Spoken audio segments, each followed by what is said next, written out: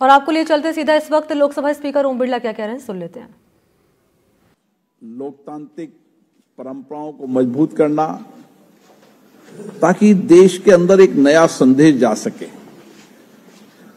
और इसीलिए केवल आप एक विधानसभा के प्रतिनिधि नहीं हैं, आप पूरे राज्य का प्रतिनिधित्व करते हैं। और इसलिए राज्य का प्रतिनिधित्व करते हैं तो आपका दृष्टिकोण, आपका विचार, आपका चिंतन पूरे राज्य के विकास के साथ इस राज्य की जनता का विकास और उनकी सामाजिक कल्याण की भी परिवर्तन करने का दायित्व है। और ये सदन उन करोड़ों जनता की अपेक्षाओं को पूरा करने का सदन है। इसलिए मेरा मानना है कि दिल्ली की जनता ने आपको बड़ी अपेक्षाओं के साथ भेजा है। नई सरकार का गठन हुआ है, नई सरकार से बड़ी अपेक्षाएं हैं, आकांक्षाएं हैं।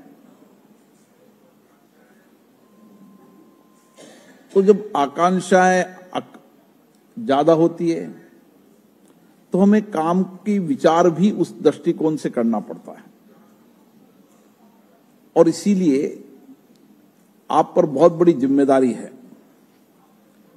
और इस जिम्मेदारी को हम सदन के माध्यम से कैसे कर सकते हैं, इसके लिए 2 दिन तक विभिन्न विषयों पर चर्चा होगी, संवाद होगी, विचारों का आदान प्रदान होगा, मंथन होगा, ताकि हम विधानसभा के इस भवन के माध्यम से एक श्रेष्ठ विधायक होने के साथ साथ हम जनता के उन सब चुनौतियों के समाधान का रास्ता भी निकालें।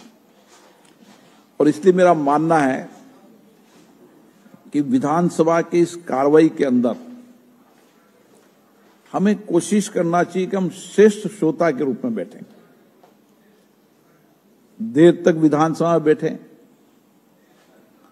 हमें बोलने का अवसर नहीं हो तो भी सुनने का अवसर का लाभ उठाएं। जितना सुनने का अवसर का लाभ उठाएंगे उतनी आप बेहतर चर्चा संवाद कर पाएंगे। एक श्रेष्ठ श्रोता ही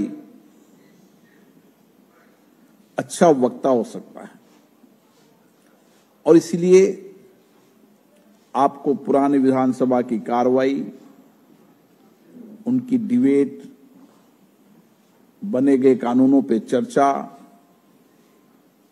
नए इनोवेशन,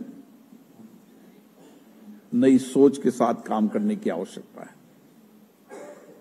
हमारी कोशिश होनी चाहिए कि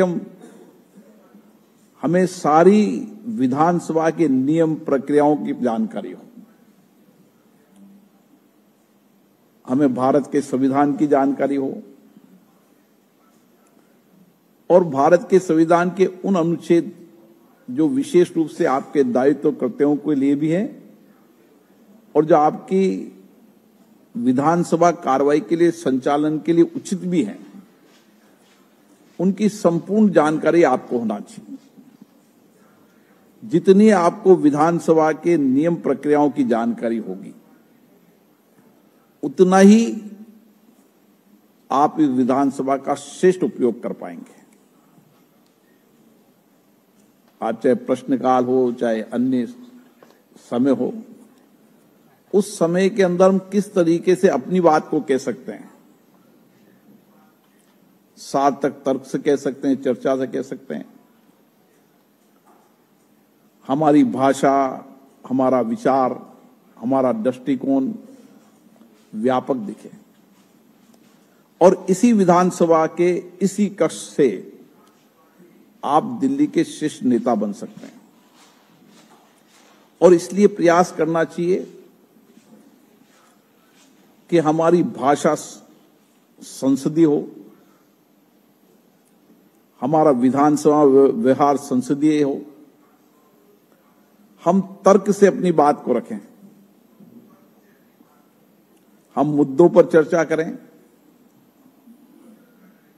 और इसीलिए आपको जितने पूरी विधानसभा की डिबेट हैं आने वाले समय में विजेंद्र जी उस सबको डिजिटाइजेशन कर देंगे,